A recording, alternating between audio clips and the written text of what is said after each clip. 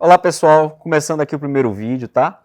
Vamos falar de disfunção erétil, então vai ser um assunto muito interessante. Nós vamos fazer dois vídeos, na verdade, um falando da parte orgânica, que vai ser esse agora, e outro falando da parte psicogênica. Então, espero que vocês acompanhem os dois vídeos, gostem, curtem, né? E aí compartilhem.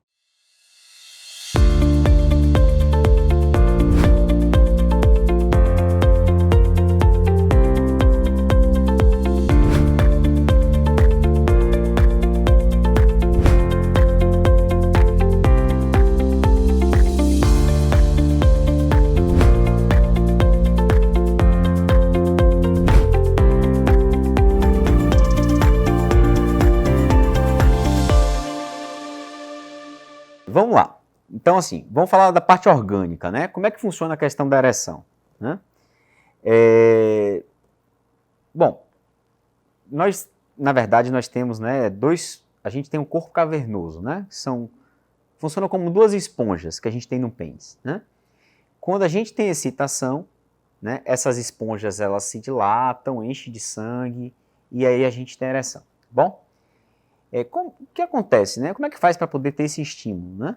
Esse estímulo, no começo da nossa vida, na adolescência, né, no começo da vida do jovem adulto, é muito mais fácil, né? Por quê? Porque os vasos são mais sadios, né? Então a gente consegue ter um estímulo melhor. Então, as artérias que levam sangue para lá, né, elas se dilatam, o pênis enche de sangue e a gente tem ereção, né?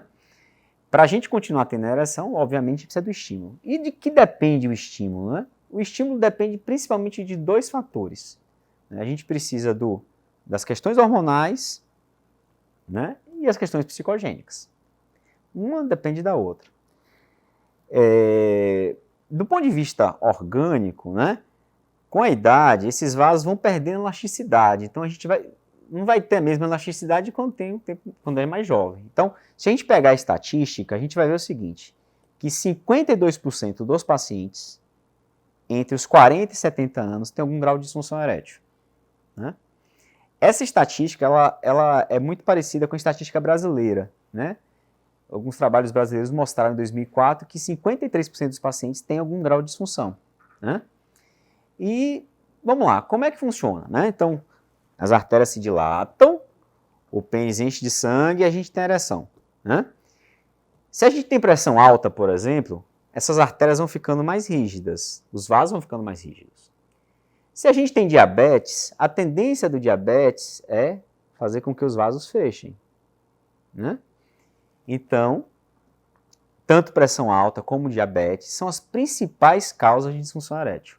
Existem outras também, obviamente, né? Então, tabagismo nas causas de disfunção erétil, né? Problemas neurológicos, cirurgias pélvicas. Então, a cirurgia que se faz na próstata, né, é uma das causas de disfunção, cirurgias que fazem no intestino, grandes cirurgias, né? Então, tudo isso é relevante quando a gente faz diagnóstico de disfunção erétil, causa orgânica, né? O médico que trata isso é o urologista, né? Mas assim, do ponto de vista, né, global, né, a disfunção ela está muito ligada também às questões psicológicas, né? Então, a gente vai ver que sempre tem uma relação com a questão psíquica. Por isso que é importante a gente ficar atento sobre isso também, né? Mas isso aí a gente vai abordar em outro vídeo, né? Então, o que é que a gente vai fazer para evitar que tenha disfunção? Primeira coisa é cuidar da saúde dos nossos vasos, né? Cuidar da saúde das artérias que levam sangue para o pênis, né? A gente estaria evitando, então, atividade física, boa dieta, cuidar da pressão alta, do diabetes, né? Estaria ajudando a gente para evitar que isso progrida, né? Então, assim, quanto melhor a saúde que a gente tem de uma forma geral, melhor a gente vai ter relacionado a isso. E uma das causas também que é muito importante relacionada à questão da disfunção erétil é o hormônio, né? Os hormônios, na verdade. Então, problemas de tireoide e principalmente a testosterona, né? Que aí tem uma doença aí chamada, né, doença androgênica do envelhecimento masculino, que é conhecida como DAEM, né?